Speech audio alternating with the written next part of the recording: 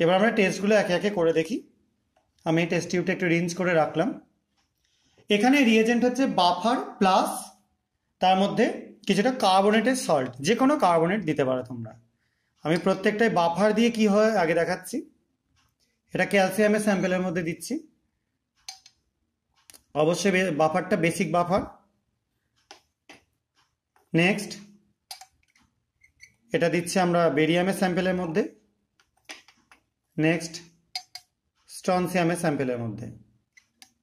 তিনটেতেই buffer দিয়ে রেখে দিলাম। লাস্টেরটায় বাফার দেওয়ার দরকার নেই, দিতেও পারো, যাই হোক।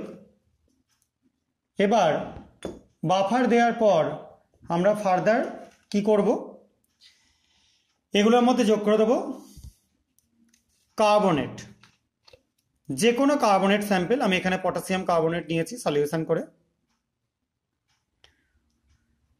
দেখতে পাচ্ছ মিল্কি হোয়াইট একটা প্রেসিপিটেট তৈরি হলো বা কার্ডি হোয়াইট প্রেসিপিটেট তৈরি হলো। ঠিক সেরকমভাবেই আমরা তার পরেরটা বেরিয়ামের স্যাম্পেলে নিচ্ছি।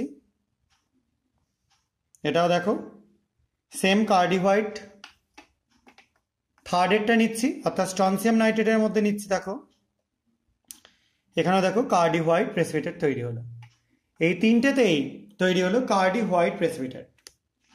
এবং লাস্টের যেটা ছিল ম্যাগনেসিয়াম, তার মধ্যে আমরা যোগ করে দেবো disodium hydrogen phosphate Na2HPO4 solution.